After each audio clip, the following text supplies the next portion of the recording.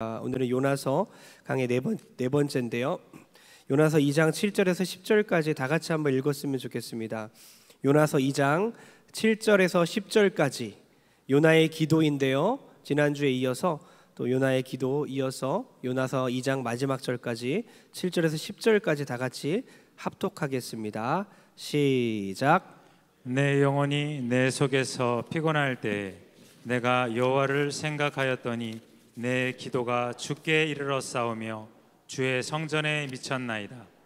거짓되고 헛된 것을 숭상하는 모든 자는 자기에게 베푸신 은혜를 버려 싸우나 나는 감사하는 목소리로 주께 제사를 드리며 나의 소원을 주께 갖겠나이다. 구원은 여호와께 속하였나이다. 여호와께서 그 물고기에게 말씀하심에 요나를 육지에 토하니라. 아멘. 오늘 제목은 고난 중에 선명하게 보이는 하나님입니다. 다 같이 한번 따라하겠습니다. 고난 중에 선명하게 보이는 하나님. 하나님의 명령을 어기고 배를 타고 다시스로 도망하려고 요나는 풍랑이는 바다로 도망을 가다가 요나는 풍랑을 만났고 풍랑이 있는 바다로 던져졌고 예비되었던 큰 물고기는 요나를 삼킵니다. 지난주에 제가 이 말씀을 드리면서 이 말에 합당한 그림은 어떤 그림일까요? 질문을 했었습니다. 그래서 많이 헷갈리신 분들이 있는데 다시 한번 그림 보겠습니다. 어떤 것이 요나의 모습인가요? 지금 바다 괴물에게 삼킴을 당해서 지옥과 같은 그 바다 괴물의 뱃속에서 죽음을 경험하고 있는 요나의 그림, 이것일까요? 아니면 다음 사진 보여주세요. 예, 이거 아닌 것 같아요. 두 번째 보낸 사진 있죠? 두 번째 보낸 사진이요. 삼키려고 하는 사진. 네, 이걸까요? 예, 삼키려고 하는 사진 둘 중에 뭐죠? 이겁니다.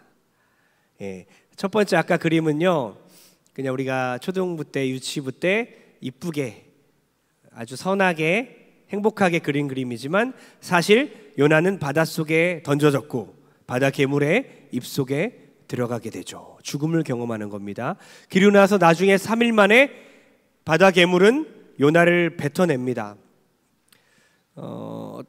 사진 중에 한번 볼까요? 뱉어내는 장면 중에 좀 이쁜 게 뭐죠? 이제 바다 괴물의 몸을 타고 가는 아까 그 그림 있죠. 예, 지금 순서대로 보냈었는데 헷갈렸습니다. 네, 이겁니다. 예, 뱉어내면 이렇게 되나요? 아니면 아까 마지막 사진, 예, 이걸까요?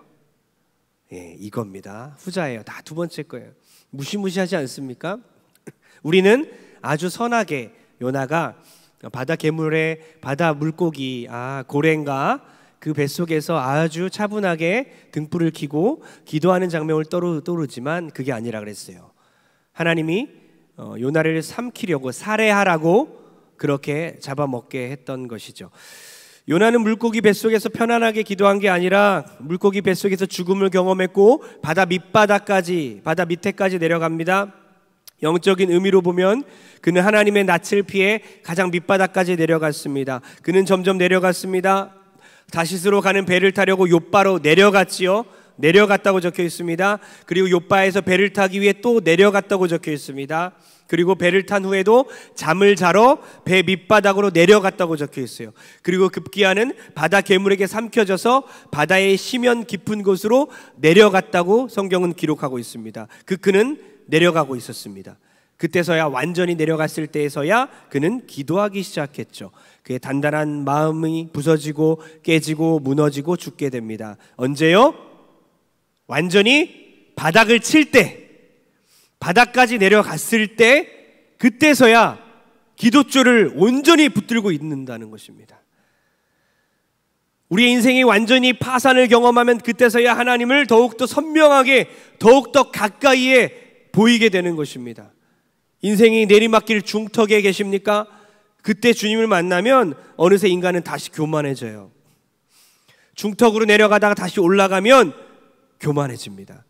하나님 없이도 살 수 있다고 착각합니다. 그러나 내리막길 중간이 아니라 완전히 바닥을 칠 때야, 그때야 우리는 완전히 하나님께 항복할 수 있다는 것이죠. 오늘 말씀 통해 우리는 지금 어디에 있는가?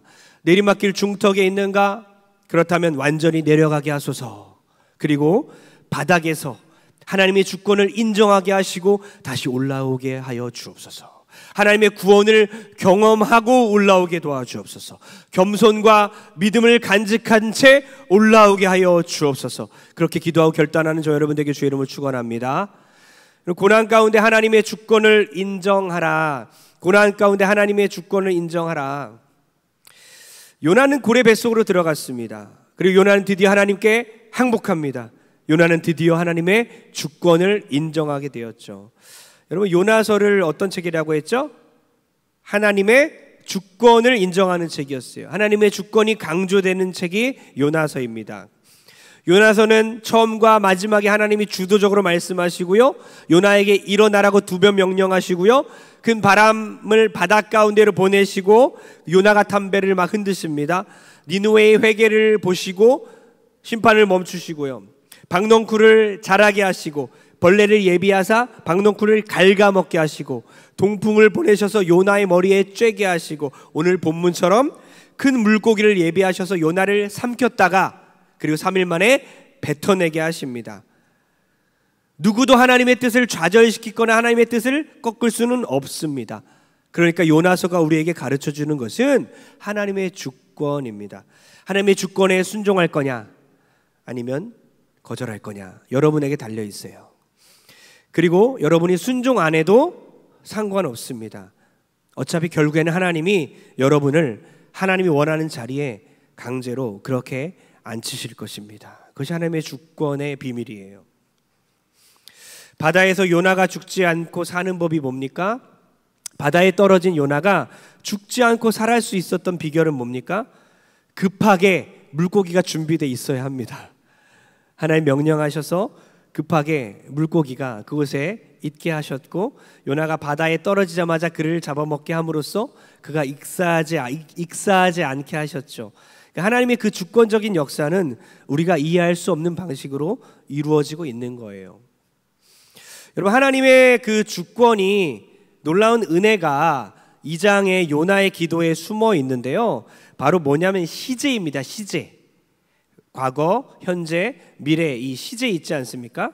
이 시제의 대립을 통해서 하나님의 주권과 하나님의 은혜가 이렇게 큰 것이구나 깨달을 수 있는데요, 사단이 하는 일들, 사망이 하는 일들은 이미 끝났다라고 철저하게 과거로 기록하고요, 하나님이 하시는 일들은 진행되고 있다, 또 완성될 것이다, 미래까지도, 미래 시제로도 표현합니다.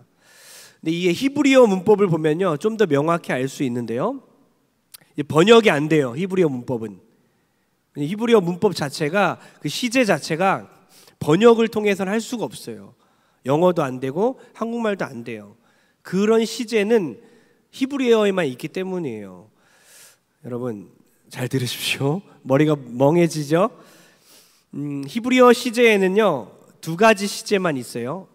완료와 미완료입니다. 완료와 미완료. 완료는 완성되었고 종료되었다라는 그런 시제예요. 그래서 더는 수행되지 않고 이제 끝났고 발전될 가능성이 없다, 그 시제 자체가 그것을 의미하는 시제, 그것을 완료 시제라고 합니다. 그러니까 어떤 동사가 완료 시제로 쓰였다면 이제 끝났다라는, 완결됐다는 그런 의미예요. 그런데 미완료 동사가 있습니다. 미완료 동사를 더 많이 기억하십시오. 미완료 동사는 수행되고 있다, 계속되는 행위를 말하는 거예요. 예수님처럼 말이에요. 예수님께서는 이미 계셨었고 또 계시고 영원히 계시는 분이잖아요. 과거, 현재, 미래까지 다 포함하는 분이잖아요. 미완료로 표현하는 거예요. 과거에서 시작되었고 지금도 계속되고 있으며 미래에도 지속되는 행위를 말하는 거예요. 이것을 무슨 시제라고 한다고요? 다 같이 따라합니다. 미완료. 미완료. 예, 저 혼자 지금 설교하는 것 같아서 외로워서 한번 따라하라고 했습니다. 지금 멍해지는 것 같아요. 공부하면 공부할수록, 어려우면 어려울수록 멍해지는데, 완료 시제가 아니라 미완료 시제로 하나님의 일을, 하나님의 그 방법과 하나님의 역사를 미완료로 적어놨다는 거예요. 요나서는요.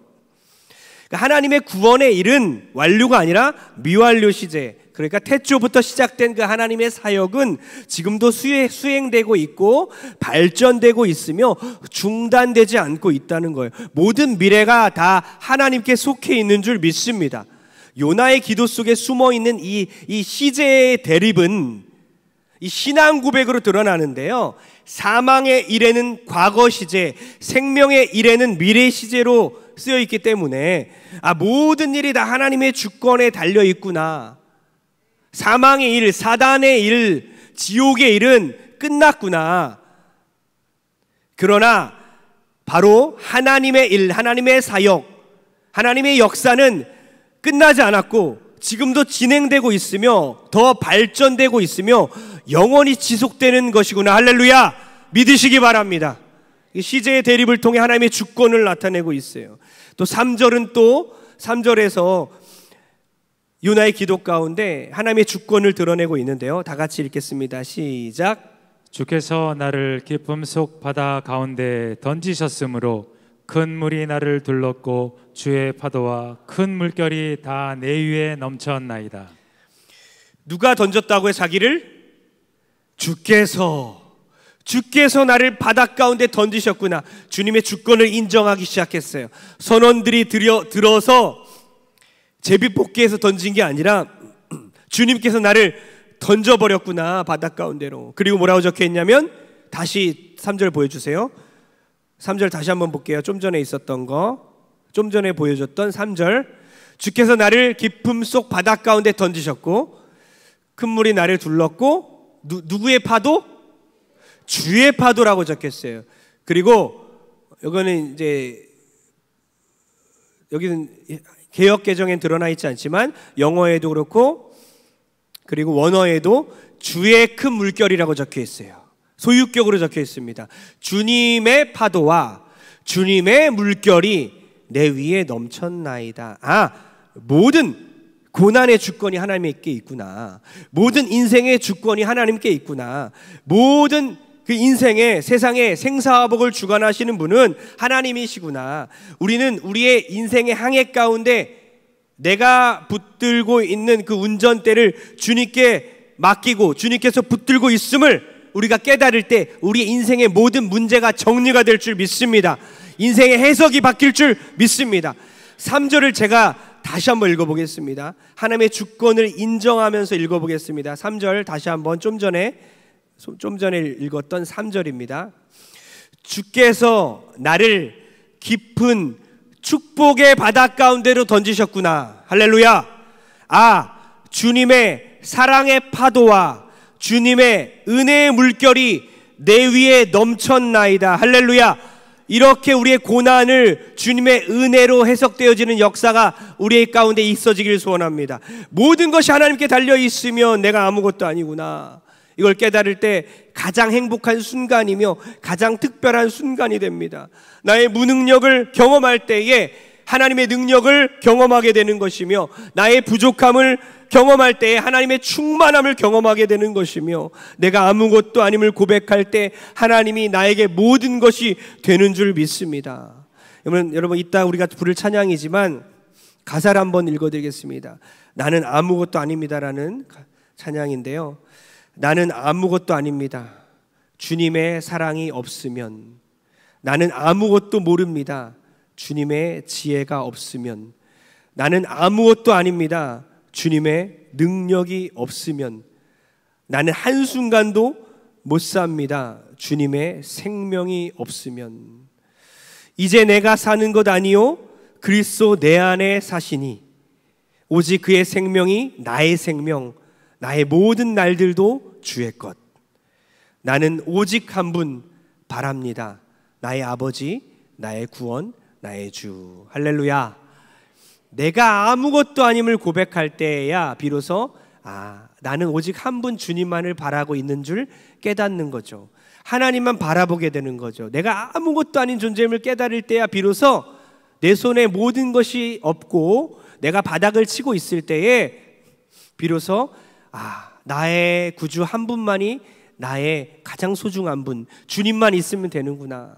주님의 구원, 주님이 나의 아버지이면 되는 거구나. 그렇게 깨닫게 되는 줄 믿습니다. 그러니까 고난을 통해서 고난 가운데 하나님의 주권을 인정하는 요나처럼 우리도 고난 가운데 그 고난의 한복판에서 바닥을 칠 때에 하나님의 주권을 인정하는 여러분 되길 주의 이름으로 축복합니다. 두 번째는 뭐냐면 고난 가운데 하나님의 구원을 노래하라. 고난 가운데 하나님의 구원을 노래하라. 요나는 고레 뱃속으로 들어갔습니다. 요나는 드디어 하나님께 항복합니다. 요나는 드디어 하나님의 주권을 인정합니다. 그리고 요나는 하나님의 구원을 노래하기 시작했어요. 여기서 특이한 점이 하나 있는데, 여러분 제가 반복해서 설명할 것이기 때문에 어렵다고 눈코기 닫지 마시고 눈코기 여시기 바랍니다. 요나는 살려달라고 하지 않습니다. 지금 고래 뱃속에 있는데 괴물의 뱃속에서 그 위산에 녹아날 수도 있고 그 몸이 꽉 찡겨서 그 냄새나는 그곳에서 이제 죽게 되었어요. 지옥을 경험하고 있는데 요나는 살려달라고 기도하지 않고 대신 하나님의 은혜를 기억하고 있습니다. 기억하게 됩니다. 7절 있습니다. 7절 시작. 내 영혼이 내 속에서 피곤할 때에 내가 여호와를 생각하였더니 내 기도가 주께 이르러 싸우며 주의 성전에 미쳤나이다. 아멘. 그는 잘못했습니다라고 하지 않고 그는 내가 도망가서 죄송합니다, 다시는 도망가지 않겠습니다 하지 않고 대신 하나님의 그 구원의 은혜를 기억합니다. 그리고 성전을 바라봅니다. 하나님을 바라보기 시작했어요. 하나님의 함께 하심을 찬양하고 성전을 노래하고 있습니다. 그리고 더 나아가서는 구원을 노래하는데요. 9절 읽겠습니다. 9절 다 같이 시작. 나는 감사하는 목소리로 주께 제사를 드리며 나의 소원을 주께 갚겠나이다. 구원은 여호와께 속하였나이다 하니라. 아멘. 여기서 아주 중요한 깨달음을 우리가 얻는데요. 우리 현실에 마주하는 그 문제들을 해결해달라고 기도하는 것, 즉 나의 소원을 기도하는 것, 그것보다 중요한 것이 뭐라고요? 하나님의 구원을 찬양하는 기도구나. 할렐루야. 고래 뱃속에 괴물의 뱃속에서 죽게 되었을 때에 여러분 목숨이 이제 끊어질 지경에 달려 있음에도 불구하고 그 고난 가운데 숨도 못 쉴 지경에 이르렀음에도 불구하고 살려달라는 기도보다 더 중요한 기도, 더 효력 있고 효과 있고 더 영향력 있는 기도는 뭐라고요? 하나님의 구원을 찬양하는 기도라는 것입니다. 하나님의 구원을 노래하는 기도라는 것이죠. 나는 감사하는 목소리로 주께 제사를 드리며 나의 소원을 주께 갚겠나이다. 구원은 여호와께 속하였습니다. 하나님의 구원을 노래하고 있습니다. 그러면서 2절 다 같이 읽겠습니다. 2절입니다. 시작. 이르되 내가 받는 고난으로 말미암아 여호와께 불러 아뢰었더니 주께서 내게 대답하셨고 내가 수월의 뱃속에서 부르짖었더니 주께서 내 음성을 들으셨나이다. 아멘. 기도 응답 받았다고 합니까? 안 받았다고 합니까? 다시 한번 2절 보여주세요. 내가 받는 고난으로 여호와께 불러 아뢰었더니 주께서 내게 대답하셨고 내가 스올의 뱃속에서 부르짖었더니 주께서 내 음성을 들으셨나이다. 지금 그는 기도 응답을 받았습니까? 못 받았습니까? 받았다고 말하고 있어요. 그런데 물고기 뱃속에서 나왔습니까? 못 나왔습니까?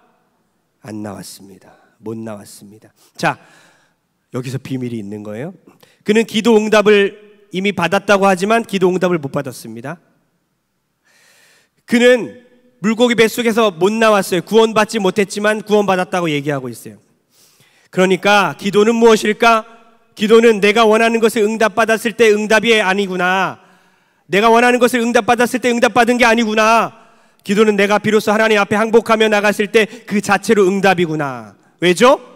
하나님의 선택을 만났고 하나님의 주권을 만났고 언제나 붙드시고 이끄시는 하나님을 만났기 때문에 그것이 기도 응답임을 믿습니다. 여러분 잘 들으십시오. 제가 3번, 4번 반복할 거예요. 그래도 이해 못하면 어쩔 수 없어요. 끝나고 전화 주세요. 집 나간 탕자가 아버지께 돌아왔을 때 신발을 이제 신겨주고 가락지를 껴주고 송아지를 잡아주고 그 잔치를 벌인 것이 회복된 것이 아니라 아버지를 만났을 때 이미 회복된 것인 줄 믿습니다. 여전히 거지 옷차림이라도 말입니다. 여전히 거지 옷차림으로 아버지와 안겨 있을 때가 기도응답이라는 거예요. 다시 말씀드립니다. 아이를 잃어버렸어요. 어린아이가 혼자서 길을 잃었어요. 아버지를 혼자서 찾아 헤매고 있어요. 만신창이가 되고 굶주렸고 거지꼴로 됐다가 가까스로 몇 달 만에 아버지를 다시 만났을 때 그것으로 이미 회복된 것입니다. 거지꼴이더라도 말이죠. 그것이 이미 변화의 시작이라는 겁니다. 요나의 기도의 의미는 바로 그거예요. 그는 하나님을 찬미하기 시작했고 이미 그는 구원을 받은 겁니다. 3일간의 지옥이 지속되더라도 말입니다.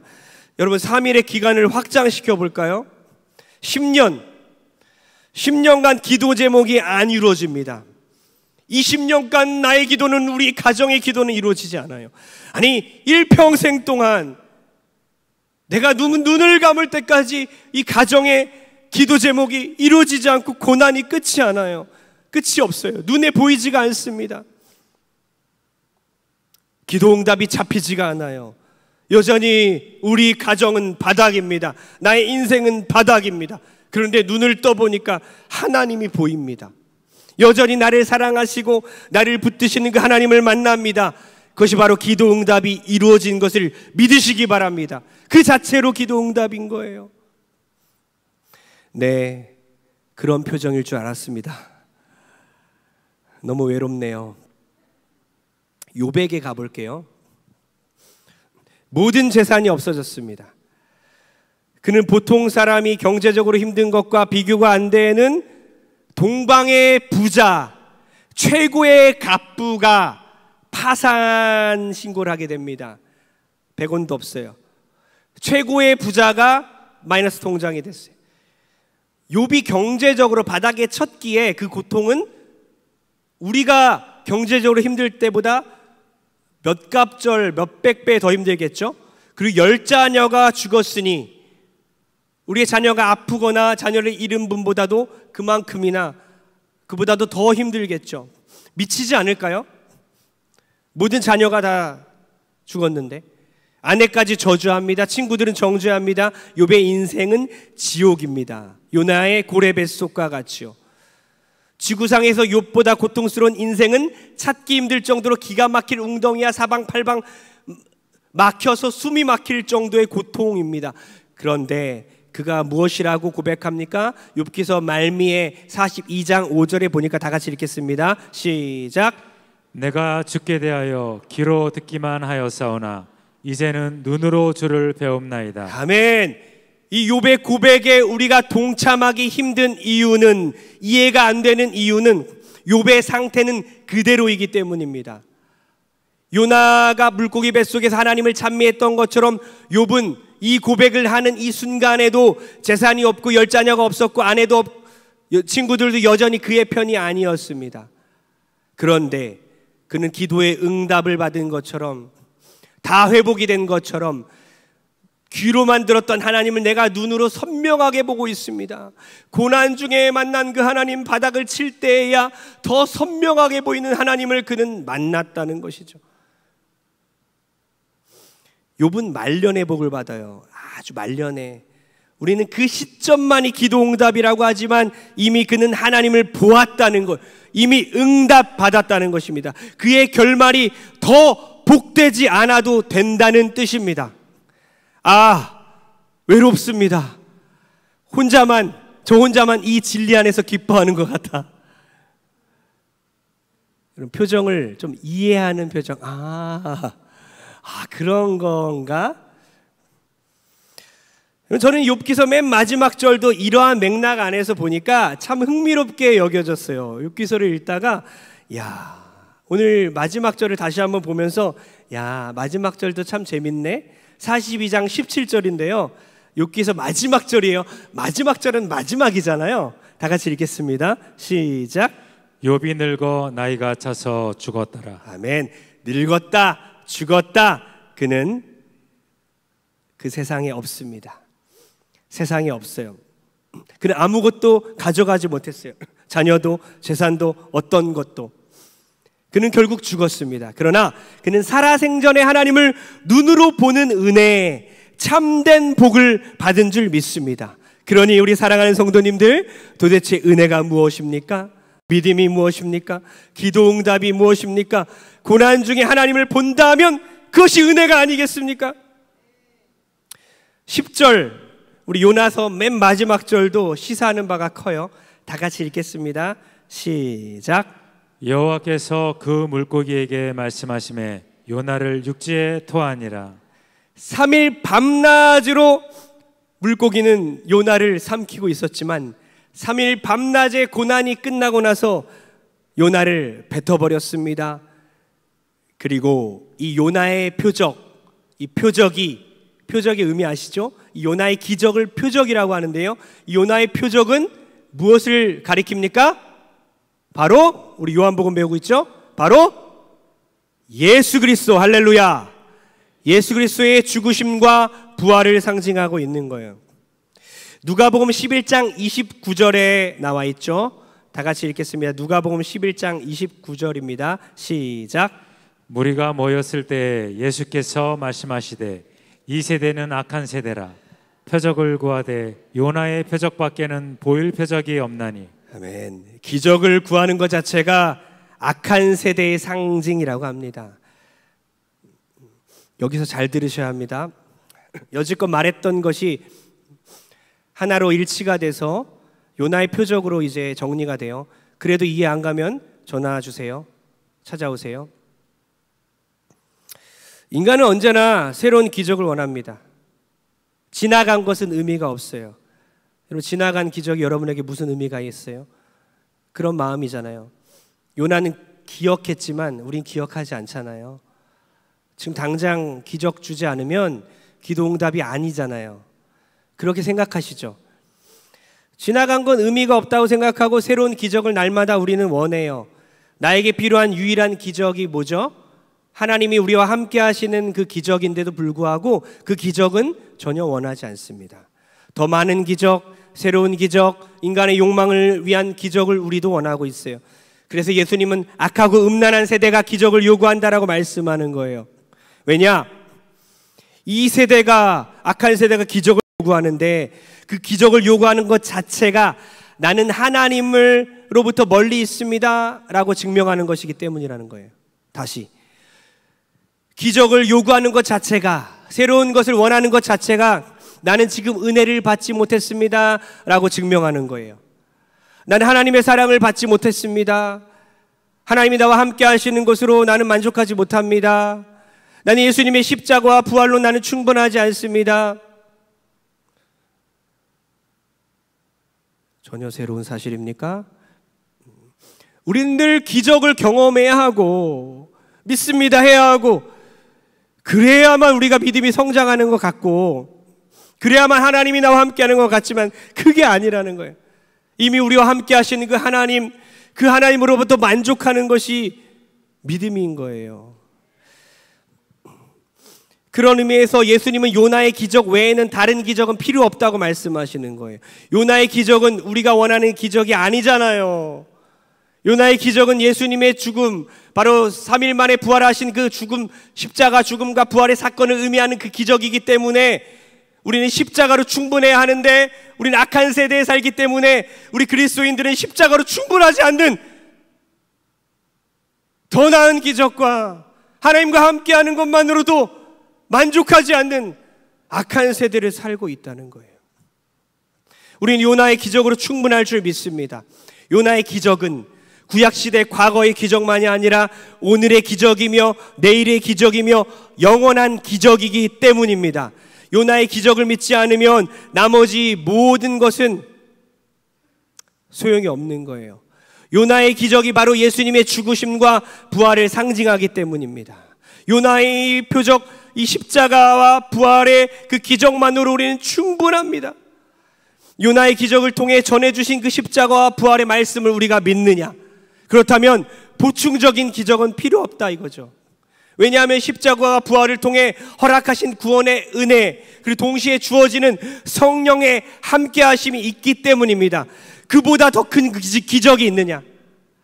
만일 요나의 기적 외에 다른 기적을 원한다면 예수님의 기적을 쓸모없는 것으로 여기는 것이며 스스로 나는 불신앙적입니다 라고 인정하는 꼴이 된다는 것이죠.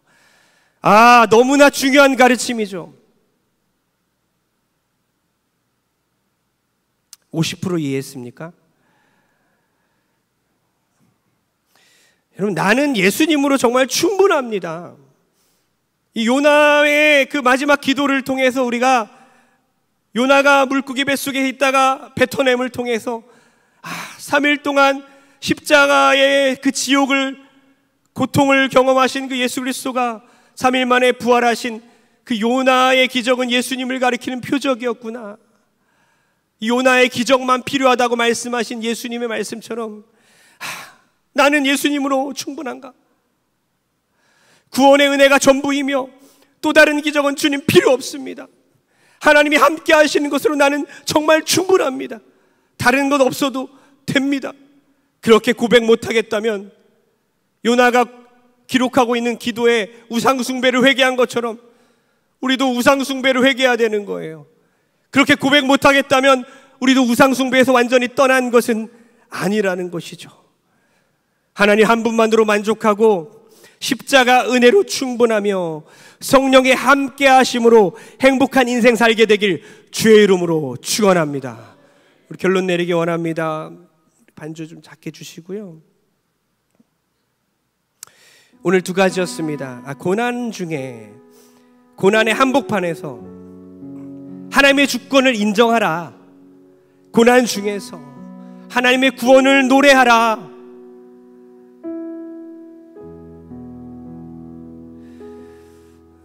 몇 주 전에 투병 중인 집사님과 대화하고 제가 또 기도를 해드렸는데 너무나 긴 투병 생활을 하고 있어요. 암이 여기 만져질 정도로 아직도 이 안에 암덩어리를 들고 다니는, 육체의 가시를 바울처럼 가시 때문에 없애달라고 기도하지만 그것을 가지고 있는 것이 은혜라고 말씀하시는 그 바울의 모습처럼 그 집사님에게도 완전히 없애주시지 않은 암덩어리가 이 안에 있어요. 그래서 저에게 이렇게 고백합니다. 예전처럼 돌아갈 수 없습니다. 돌아가기 싫습니다. 건강했지만 주님을 몰랐을 그때, 지금 건강을 잃고도 주님을 만났을 때가 훨씬 행복합니다. 비교할 수 없을 정도입니다. 여러분들에게 묻고 싶습니다. 주님은 그 집사님을 병을 통해 그분을 죽인 것인가? 아니면 병을 통해 그분을 살리고 계신 것인가? 요나에게 기회가 주어졌죠. 기도할 수 있는 시간이 주어졌고 바닥을 칠 때에 고난의 한복판에서 하나님을 선명하게 보게 되었지요. 마찬가지로 그 집사님도 요나처럼, 욥처럼 기도할 시간이 주어졌고 하나님을 선명하게 보게 되었고 하나님의 구원을 노래하게 되었다는 것입니다. 할렐루야. 우리 모든 성도님들 고난 중에 더 선명하게 하나님을 만나는 여러분 되기를 부탁드립니다. 고난이 안 끝나도 관계없습니다. 왜죠? 하나님으로 충분하니까. 십자가 부활 사건으로 요나의 표적으로 충분하니까 하나님 한만으로 나는 만족합니다. 하나님의 구원으로 내가 찬양하고 노래합니다. 고난 중에 내가 구할 것은 고난을 없애달라는 기도도 할 수 있지만 더 아름답고 더 영롱하게 빛난 기도는 하나님의 구원을 노래하며 하나님을 찬양하며 그 고난 중에도 하나님께 감사하는 기도인 줄 믿습니다. 하나님의 주권을 인정하는 기도인 줄 믿습니다. 그렇게 기도할 때 모든 인생의 고난이 해석이 되고 우리 인생이 하나하나 질서정연하게 정리가 될 줄 믿습니다. 그 하나님 바라보시면서 인생의 고난 가운데 하나님을 선명하게 보게 되길 주의 이름으로 축원합니다. 찬양하기 원합니다.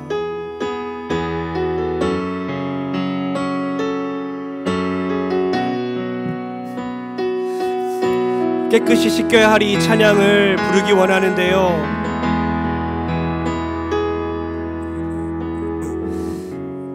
국가의 정부의 간섭을 받아야 하는 시절이기 때문에 다윗과 요나단의 이 곡이 제목이 너무 부정적이다.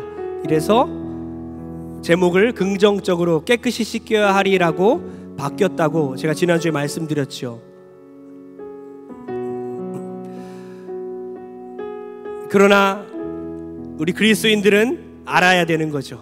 그 부정적으로 보이지만, 어두워 보이지만 최악의 상황이 우리 앞에 다가와야 비로소 우리가 깨끗이 씻겨질 수 있다는 것이죠. 더럽혀지지 않았는데, 더러운 적이 없는데 뭘 깨끗이 씻길 수 있을까요? 내가 더러운지 모르는데, 내가 무너져 보지 않았는데, 그 인생의 고난만을 얘기하는 게 아니에요. 우리의 인생의 태도를 말하는 거예요. 하나님 앞에서 정말 무너져 본 적이 없는 사람이 어떻게 일어남을 경험할 수 있겠습니까? 하나님 앞에서 직분이 아니라, 신앙 연수가 아니라, 예배 자주 드리는 게 아니라 정말 그 하나님 앞에서 겸손하게 부서져 보고 무너져 보고 다 없어져 보고 죽어 보고 깨져 봐야 하나님이 나를 깨끗이 씻겨 주시는구나, 그 은혜를 경험하게 될 줄 믿습니다.